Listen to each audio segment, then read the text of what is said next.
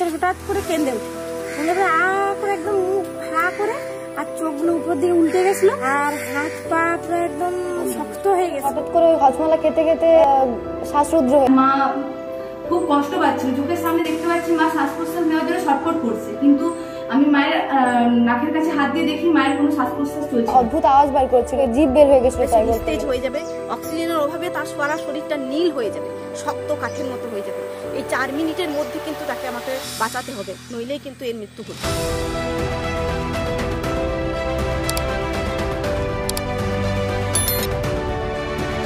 নমস্কার। নমস্কার। আজকের ভিডিওতে আপনাদের স্বাগত জানাই। আজ আমরা আলোচনা করব হাইমলিক কৌশল নিয়ে। একজন মানুষের খাবার খেতে গিয়ে বা অন্য কোনো কারণে কঠিন বস্তু শ্বাসনালীতে ঢুকে গিয়ে শ্বাসরোধ হলে নিজে বাঁচা এবং অন্যকে বাঁচানোর একমাত্র কৌশল হাইমলিক কৌশল। শ্বাসনালীতে খাবার আটকে শ্বাসরোধ হয়ে যদি কোনো ব্যক্তি আক্রান্ত হন তাহলে কিন্তু তাকে বাঁচানোর জন্য আপনার হাতে সময় মাত্র 4 মিনিট। সেক্ষেত্রে হাসপাতালের গেটের সামনেও যদি ব্যক্তির শ্বাসরোধ ঘটে, আপনি কিন্তু ডাক্তারের সান্নিধ্যে যাওয়ার আগেই সেই ব্যক্তির মৃত্যুবরণ করবে। তাই আমাদের মতো সাধারণ মানুষকে, আপনাকে, আমাকে, আমাদের প্রিয়জনের স্বার্থে এই হাইমলিক কৌশলটি জেনে নিতেই হবে। আমাদের বাড়ির শিশু থেকে বৃদ্ধ প্রত্যেকের এই কৌশলটি জেনে রাখা অত্যন্ত প্রয়োজন। 1960 সালের নভেম্বর মাস টোকিওর একটি রেস্টুরেন্টে খাবার খাচ্ছিলেন ভারতবর্ষের প্রথম এয়ার মার্শাল সুব্রত মুখোপাধ্যায়। খাবার খেতে গিয়ে শ্বাসনালীতে খাবারের কণা আটকে গিয়ে তার শ্বাসরোধ ঘটে এবং বন্ধুদের চোখের সামনে তার মৃত্যু হয়। অথচ ডক্টর হেনরি জে হাইমলিক আবিষ্কৃত এই পদ্ধতিটি, এই সহজ পদ্ধতিটি যদি জানা থাকতো, তার বন্ধুরা হয়তো বাঁচিয়ে দিতে পারতেন সুব্রত বাবুকে। পৃথিবীতে এখনো পর্যন্ত এই পদ্ধতিতে প্রায় 1 লক্ষের বেশি মানুষের জীবন বেঁচেছে, ঠিক যেভাবে বাঁচাতে পেরেছিলাম আমি আমার ছাত্র শীতল লোহারকে। কি ঘটেছিল শীতলে? 2012 সালের ফেব্রুয়ারি মাস, 4র্থ শ্রেণীতে আমি রয়েছি। হঠাৎ শীতল লোহার বেঞ্চে উঠে দাঁড়ায় এবং ছটফট করতে করতে আমাকে ইশারায় ডাকতে থাকে। বলে, আরে শীতল এমনি করছে কেন?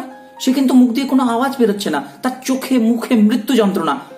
ঘটনাক্রমে অসুখ বিসুখ পত্রিকার 63 সংখ্যায় শান্তিময় সৎপতির হাইমলিক কৌশল নিয়ে একটি লেখা আমার পড়া ছিল। আমি বুঝতে পারি শীতলের নিশ্চয়ই শ্বাসরোধ হয়েছে। সাথে সাথে আমি গিয়ে তার উপরে হাইমলিক কৌশল প্রয়োগ করতেই শীতল খক করে কাশে এবং কাশির সাথে একটা ছোট্ট প্লাস্টিকের টুকরো বেরিয়ে আসে এবং শীতল শ্বাস নেয় করে। এই ঘটনার পর আমাদের মনে হয় এই সহজ বিষয়টা মানুষকে জানানো অত্যন্ত জরুরি। আমরা বিভিন্ন জায়গায় লেখালেখি করতে শুরু করি, যুক্তিবাদী সমিতির পক্ষ থেকে পথে প্রান্তরে আমরা প্রচুর অনুষ্ঠান করতে শুরু করি এবং কিছু ভিডিও বানাই, আপনাদের আনন্দের সাথে জানাই। এখনো পর্যন্ত আমাদের পরিচিত মহলে 20 জনের জীবন বেঁচে গেছে এই হাইমলিক কৌশল প্রয়োগের ফলে। ঠিক যেভাবে গোপাল দত্ত বাঁচিয়ে দিয়েছিল তার ছোট্ট 6 মাসের সন্তানকে, রাত্রিকুণ্ডু তার বোনের সন্তানকে। কিভাবে, কি ঘটেছিল ওদের? আসুন শুনে নিই ওদের মুখে, তারপর আমরা জেনে নেব কৌশলটা সম্বন্ধে বিস্তারিতভাবে। কি ঘটেছিল বিষয়টা? বাচ্চাটা আমার কোলে দুধ খাচ্ছিল আর হালকা হালকা একটু ঘুমও ধরেছিল।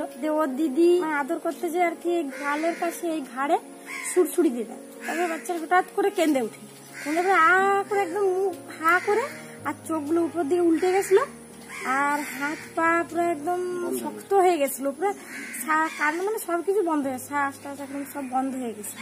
তারপরে একদম নড়াচড়াও বন্ধ হয়ে গেছে। দিয়ে এবারে আমি খুব কান্নাকাটি করছিলাম আর ওর পাশে ঘরের বাবা ছিল, দৌড়ে এসে আবার হাতে করে ধরে পিঠে চাপড় দেওয়ার পরে আর শ্বাসটা নিতে মানে একটা হঠাৎ করে খাওয়ালো, আনার পরে আবার শ্বাস প্রশ্বাস নিল, দিয়ে আমি কোলে নেওয়ার পরে দুধ খাওয়ানোর পরে আবার ঠিক। আচ্ছা, ভাতটা খাওয়াতে খাওয়াতে হয়তো ভাতের মধ্যে কোনো কিছু কোনা হয়তো ছিল, সেটা হয়তো আটকে গেছে, কিন্তু খাওয়াতে খাওয়াতে হঠাৎ ওর গোলাতে লেগে গেল। ডালের জলটা যেই দিল সে ওর গোলাতে লেগে গেল, আর লেগে যাওয়ার সঙ্গে সঙ্গে ও কেমন করতে আরম্ভ করলো। ঠিক আছে, যেটা আমি দাঁড়িয়ে দাঁড়িয়ে দেখছি, দেখার পর ও এরকম ও করছে, কিন্তু কিছুটা চেহারা এরকম হয়েছে, চোখ একদম স্থির হয়ে গেছে আর এসে লাল হয়ে গেছে তখন। ঠিক আছে, সেই সঙ্গে আমার বাড়ির থেকে ঠিক একটু বাইরেই উঠান, হ্যাঁ, ওই উঠানে যে আমি সঙ্গে সঙ্গে ওকে ওই সেই আমি যেটা শিখেছিলাম, হ্যাঁ, হাইমলিক প্রসেস, সেটা আমি করতে আরম্ভ করলাম। উপর করে একটা আর এই করে করতে আরম্ভ করলাম। দেখছি ও তখন মোটামুটি অনেকটা মানে সেই সময়ের মধ্যে ও যেটা হয়ে গিয়েছিল সেটার থেকে অনেকটা মানে কন্ট্রোলে চলে এলো। ঠিক আছে, মানে ওটা তুমি মানে কটা মোটামুটি ধাক্কা দিতে হয়েছে? মিনিমাম আমি দিয়েছি 5টা। ওই মানে আর উল্টোতে হয়নি? না, আমাকে আর উল্টোতে হয়নি, কিন্তু ওই আপনি বলেছিলেন যে মুখের থেকে কিছু একটা বার করে দিতে, সেটাই বার করে ওর লালা একটু বেরিয়েছিল। ঠিক আছে, মানে অন্য হাতে ধরে, হ্যাঁ, ওকে যখন মুখ থেকে বার করছি তখন কিন্তু লালা বেরিয়েছিল, ঠিক আছে। এবারে আপনার ওই ওরা তো প্রচন্ড ভয় খেয়ে গেছে যে এটা কি হলো। হ্যাঁ, যখন আমি করছি বাচ্চাটাকে উল্টিয়ে, তখন ও মানে ও দেখছি এটা সে কাঠের পুতুল হয় না, সেরকম মতো হয়ে গেছিল, মানে স্টিফ হয়ে গেছে একদম একদম শরীরটা পুরো মানে আরেকটু যদি হতো তাহলে হয়। আর শরীরের রংটা কেমন হয়ে গেছে? একদম রংটা হয়ে গেছে পুরো নীল। আমি গতকাল আমাকে বৃষ্টি ফোন করে হঠাৎ বিকেল দিকে যে স্যার আমার মায়ের শ্বাসরোধ হয়েছিল এবং আমি আমার মায়ের জীবন বাঁচিয়ে দিয়েছি, আমি আর আমার দিদি। তো আমরা ছুটে এসেছি ওদের বাড়িতে। আমরা আজকে জেনে নেব ঠিক কি ঘটেছিল ওনাদের সাথে এবং কিভাবে ওরা ওর মায়ের জীবন বাঁচালো। আচ্ছা, আপনি আমাকে বলুন যে আপনার ঠিক কি ঘটেছিল, কিভাবে আপনি মানে আপনি কি করছিলেন আর কি ঘটেছিল? আমি হজমলা খাচ্ছিলাম, হজমলা বসে বসে হজমলা খাচ্ছিলাম। হজমলা খেতে খেতে আমার মনে হলো হজমলাটা আমার ভিতরে ঢুকে গেল, কিন্তু তখন আমার কাশি হয় নাই, কোনো কথাও আমি বলতে পারছিলাম না। তখন মানে আমি কথা বলার চেষ্টা করছিলাম। হ্যাঁ, আমি ওদেরকে কিছু বোঝাতে চাইছিলাম কিন্তু আমি বলতে পারছিলাম না। সেটা দেখে আমার মেয়েরা বুঝতে পারে, ওরা এই পদ্ধতিটা মানে এখানে আমার এখানে অনুষ্ঠানে ওরা দেখেছিল, সেটা দেখে ওরা বুঝতে পারে যে আমার মায়ের শ্বাসরোধ হয়েছে। তখন ওরা ওই হাইমলিক পদ্ধতি অ্যাপ্লাই করে, দিয়ে আমি সুস্থ পাই। তাহলে আমরা জেনে নিলাম যে উনি একটা কিছু চকলেট জাতীয় খাচ্ছিলেন এবং চোখ ঠন। কিভাবে ঘটেছিল এই ঘটনাটা আমরা এখনই বুঝে নেব, আমরা বিভিন্ন অ্যানিমেশন ভিডিও দিয়ে এক্ষুনি দেখে নেব। তো তার আগে আমি চলে যাচ্ছি বৃষ্টির কাছে। বৃষ্টি, তুমি কি করে বুঝলে যে মায়ের শ্বাসরোধ হয়েছে? মায়ের মুখ দিয়ে কোনো আওয়াজ আসছিল না, কথা বলছিল না, আর মা খুব কষ্ট পাচ্ছিল। চোখের সামনে দেখতে পাচ্ছি মা শ্বাস প্রশ্বাস নেওয়ার জন্য ছটফট করছে, কিন্তু আমি মায়ের নাকের কাছে হাত দিয়ে দেখি মায়ের কোনো শ্বাস প্রশ্বাস চলছিল না, আর মায়ের ভিতরে একটা প্রচন্ড কষ্ট চলছিল। তাহলে এই যে আমরা বলেছি যে শ্বাসরোধ হয়ে গেলে একটা মানুষ কথা বলতে পারবেন না, যেটা হয়েছে, এবং তার অত্যন্ত কষ্ট হবে, কিন্তু তিনি শ্বাস নিতে পারবেন না, কারণ শ্বাস নেওয়ার রাস্তাটা বন্ধ। কেন বন্ধ, কিভাবে বন্ধ, সেটা আমরা বুঝে নেব। এবারে যাচ্ছি তোমার কাছে, তুমি কিভাবে বুঝলে? স্যার, ওই মায়েরা কথা বলতে পারছে না এবং বিভিন্ন চেষ্টা করছে, গলা দিয়ে আওয়াজ বের করছে কিন্তু কথা বলা যাচ্ছে না, এবং বোঝানোর চেষ্টা করছে প্রচন্ড ভাবে, জিভ বের করে দিয়েছে কিন্তু বোঝা যাচ্ছে না যে। আর শরীরটা কি নীল হতে যাচ্ছিল? না, শরীর তখনও নীল হয়নি, কিন্তু বুঝতে পারছি প্রচন্ড কষ্ট হচ্ছে। তাহলে এক্ষেত্রে আমাদের বাঁচিয়ে দেবে হাইমলিক কৌশল। আসুন জেনে নিই কখন আমাদের শ্বাসরোধ ঘটে, কি ঘটে আমাদের গলার ভেতর। আমাদের গলাটা একটা চৌরাস্তার মতো। আমি মুখ দিয়ে শ্বাস নিতে পারি, আবার নাক দিয়েও শ্বাস নিতে পারি। এক্ষেত্রে মুখ বা নাক দিয়ে বাতাসটা যাচ্ছে আমার শ্বাসনালী দিয়ে ফুসফুসে, কিন্তু আমি যখন ঢোক গিলছি তখন খাবারের কণা সমস্ত কিছু যাচ্ছে আমার পাকস্থলীতে, খাদ্যনালী দিয়ে। এই জায়গাটা, এই চৌরাস্তায় একটা ট্রাফিক পুলিশের মতো একটি পেশি আছে, যেটি হচ্ছে এপিগ্লটিস। তার কাজ হচ্ছে যতবার আমি ঢোক গিলবো ততবার শ্বাসনালীর রাস্তাটাকে বন্ধ করে দেওয়া। ফলে যখনই আমি ঢোক গিলি তখনই শ্বাসনালীর রাস্তা বন্ধ হয়ে যায়। কিন্তু বিপত্তিটা কখন ঘটে? মনে করুন আমি একটা মাংসের হাড়ের থেকে মজ্জাটা করে শুষে নিতে যাচ্ছি, কিংবা আমি খেতে খেতে হাসছি, বা কোনো কারণে মুখের মধ্যে খাবার আছে সেই সময় আমি কথা বলছি। এইরকম ক্ষেত্রে কি হয়, শ্বাসনালীর যাবার রাস্তা এপিগ্লটিস খোলা রাখে, এবং বাতাসের সাথে যদি কোনো কঠিন বস্তু শ্বাসনালী যাবার রাস্তায় ঢুকে যায়, একটা নির্দিষ্ট সময় পর্যন্ত শরীর সেটাকে কেশে বের করে দিতে পারে, যেটাকে আমরা বলি বিষম লাগা। অর্থাৎ একটা মানুষ খেতে খেতে কাশছেন, তার মানে তিনি সেই সময়ের জন্য তার শ্বাসরোধ হওয়া থেকে বেঁচে গেলেন। আপনি তাকে বলুন কাশুন কাশুন, কেসে যান, কিন্তু যদি কাশতে না পারেন, অর্থাৎ সেই কঠিন বস্তু যদি আরো একটু ভিতরে চলে যায়, তখন সেই জায়গার পেশি পুরোপুরি শ্বাসনালী যাবার রাস্তাটাকে বন্ধ করে দেয়। এটা কি বলে? শ্বাসরোধ। মানুষটা কথা বলতে পারবেন না, কথা বন্ধ হয়ে যাবে। তখন আমি কি করব? বিষয়টা কিভাবে আমি তাকে উদ্ধার করব, বিষয়টা আসুন বুঝে নিই। মনে করুন এই বোতলটা হচ্ছে আমার ফুসফুস, আর এই বস্তুটা শ্বাসরোধ ঘটিয়েছে। আমার কাজ হবে শ্বাসরোধ ঘটানো বস্তুটাকে বের করা। কিভাবে না, শ্বাসরোধ হওয়ার আগে ফুসফুসে যে বাতাসটা ছিল সেই বাতাসে একটা জোরে ধাক্কা মারা, যাতে ওই বাতাসের ঠেলায় বস্তুটা বেরিয়ে যায়। এই দেখুন, সিম্পল। এই কাজটাই আসুন আমরা জেনে নিই কিভাবে কার ক্ষেত্রে প্রয়োগ করব। তাহলে কি করে বুঝবো শ্বাসরোধ হয়েছে? ধরুন এই বাচ্চাটি শ্বাসরোধ হয়েছে, তাহলে এ কি করবে? কাঁদতে পারবে না, কথা বলতে পারবে না, এর কিন্তু চোখ বেরিয়ে আসবে আর ছটপট করতে থাকবে। একটু পরে সে নিস্তেজ হয়ে যাবে, অক্সিজেনের অভাবে তার সারা শরীরটা নীল হয়ে যাবে, শক্ত কাঠের মতো হয়ে যাবে। এই 4 মিনিটের মধ্যে কিন্তু তাকে আমাকে বাঁচাতে হবে, নইলেই কিন্তু এর মৃত্যু ঘটবে। তাহলে যদি বাচ্চার বয়স খুব কম হয়, বাচ্চা যদি বসতে না পারে, সেক্ষেত্রে আমি কিরকম ভাবে হাইমলিক কৌশলটি প্রয়োগ করব দেখে নিন। বাচ্চাটাকে এইভাবে ধরব, গলার কাছে এইভাবে ধরে আমি হাতের উপরে বাচ্চাটাকে শুইয়ে দেব। ঠিক আমার হাতের দুপাশে ওর দুটো পা থাকবে, মেরুদণ্ডটা থাকবে একদম আমার হাতের উপরে। এইবার যে এখানে ত্রিকোণাকার দুটো হাড় আছে তার মাঝখানে আমি চাপ দেব, কিন্তু মনে রাখতে হবে মাথা অবশ্যই থাকবে একটু নিচের দিকে। এই অবস্থায় আমি ধাক্কা দেব এইরকম ভাবে, 1 2 3 4 5। এবার যদি বাচ্চা কেশে ফেলে তাহলে তো খুবই ভালো, নইলে আমি বাচ্চাটাকে আবার এই হাতে নেব এইরকম ভাবে।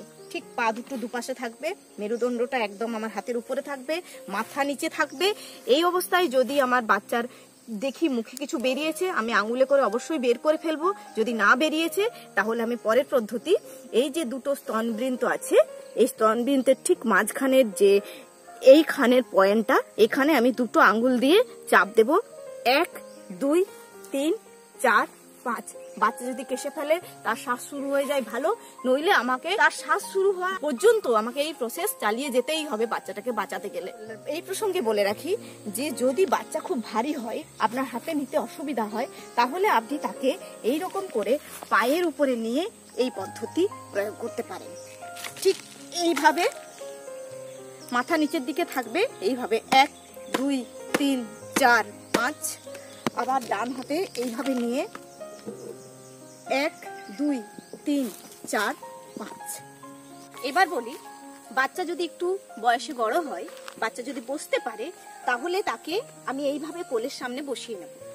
এই অবস্থায় তার নাভির কাছে আমি আঙুল দিয়ে এইরকম করে চাপ দেব, 1 2 3 4 5। এইভাবে আমি চাপ দিয়েই যাব যতক্ষণ না বাচ্চা কাশছে, তার শ্বাস শুরু হচ্ছে। এবারে আসুন জেনে নিই বড়দের ক্ষেত্রে আমরা কিভাবে করব। এই মানুষটি শ্বাসরোধ হয়েছে, ইনি কথা বলতে পারছেন না। ইনি যদি দাঁড়িয়ে থাকেন, দাঁড়ানো অবস্থায় আমাকে প্রয়োগ করতে হবে হাইমলিক কৌশল। বসে থাকেন, বসা অবস্থায়। যদি শুয়ে থাকেন, শোয়া অবস্থায়। তাহলে কি করব? আমি ওনার পেছনে চলে যাব, দুটো হাতের মধ্যে দিয়ে হাতটা ঢুকিয়ে এইভাবে আমি দুটো হাতকে লক করব। লক করে আমি ওনার নাভিমণ্ডলে এই জায়গাটায় ধরবো, দিয়ে প্রথমে চাপ দেবো, ভেতরে ঢুকিয়ে দিয়েছি, তারপরে হাতটা ঘুরিয়ে ওপর দিকে তুলে দেবো। আবার দেখুন, এই ঢোকালাম, হাতটা দিয়ে ওপর দিকে তুলে দিলাম। তাহলে কি হবে, এই জায়গায় যে ডায়াফ্রাম আছে সেই ডায়াফ্রামে একটা ধাক্কা পাবে, ধাক্কা পেতেই ফুসফুসে জমে থাকা বাতাস ওই কঠিন বস্তুটাকে ঠেলে বের করে দেবে। এবারে দেখুন আমি দ্রুত করছি, এইভাবে করতে হবে, এই এই এই এই এইভাবে আমি করে যাব যতক্ষণ না মানুষটা কাশেন বা তার শ্বাস শুরু হয়। মানুষটি যদি বসে থাকেন, তাহলে বসা অবস্থায় উনি চেয়ারে বসে আছেন, আমি পেছন থেকে গিয়ে তাকে এইভাবে ধরে তার উপরে কিন্তু হাইমলিক কৌশল আমি প্রয়োগ করব এইভাবে। এবারে যদি মানুষটি আমার থেকে আয়তনে বড় হন, অর্থাৎ উদ্ধারকারী যদি আয়তনে ছোট হন, বা তার পেটের অংশটা যদি এত বড় হয় যে আমি ধরতে না পারি, তখন করতে হবে কি, তাকে চিৎ করে শুইয়ে দিয়ে তার কোমরের উপর বসে পড়তে হবে। এইভাবে দুটো পা দুদিকে থাকবে, দিয়ে আমি তার পেটের এখানে এইভাবে ধাক্কা দেবো, এইভাবে এইভাবে এইভাবে। এক্ষেত্রে মনে রাখতে হবে সময় কিন্তু 4 মিনিট, আমাকে যা করার করতে হবে সাথে সাথে। আমি যদি নিজে আক্রান্ত হই, আমি নিজে কিভাবে বাঁচবো? কোনো একটা জায়গা এমন বেছে নেব যেটা এইরকম আমার পেটের কাছাকাছি আসে, সেরকম একটা শক্ত জায়গা নিজের পেটটা ঠেকিয়ে আমাকে জোরে গোঁত্তা মারতে হবে। মনে রাখতে হবে আমাদের উদ্দেশ্য হচ্ছে আমার ডায়াফ্রামে একটা চাপ দেওয়া, যাতে ফুসফুসে জমে থাকা বাতাসের ঠেলায় ওই জিনিসটা বেরিয়ে আসে। এবার আমরা জেনে নেব গর্ভবতী মহিলাদের ক্ষেত্রে আমরা কিভাবে হাইমলিক কৌশল প্রয়োগ করব। গর্ভাবস্থার প্রথম দিকে তখন কিন্তু আমরা বড়দের ক্ষেত্রে ঠিক যেভাবে হাইমলিক কৌশল প্রয়োগ করেছি সেভাবেই প্রয়োগ করব, একই কৌশল। কিন্তু তৃতীয় পর্যায়ে তখন কিন্তু যেহেতু ভ্রূণ মাতৃগর্ভে থাকছে এবং সে অনেকটা বড়, ফলে নাভিমণ্ডলে চাপ দিয়ে ডায়াফ্রাম অবধি পৌঁছতে পারবো না। ডায়াফ্রামে চাপ দিয়ে আমরা ফুসফুসে জমে থাকা বাতাসে সেই বল প্রয়োগ করতে পারবো না। তাই সেক্ষেত্রে আমরা কি করব, এই দুটো স্তনবৃন্তের মাঝে এই যে অংশটা, অর্থাৎ আমাদের যে স্টারনাম থেকে 4 আঙুল ওপরে এই জায়গায় আমাদের হাতের মুঠোটা করতে হবে, ঠিক আছে? দিয়ে আমরা ভেতর দিকে ঢোকাবো, আবার তার সাথে এই 2 হাত দিয়ে, 2 হাতের এই বাইসেপ পেশি দিয়ে আমরা সাইড দিয়েও একটা চাপ দেব। আমাদের উদ্দেশ্য কি না, ফুসফুসে জমে থাকা বাতাসের ঠেলায় যেন ওই শ্বাসরোধ ঘটানো বস্তুটা বেরিয়ে আসে।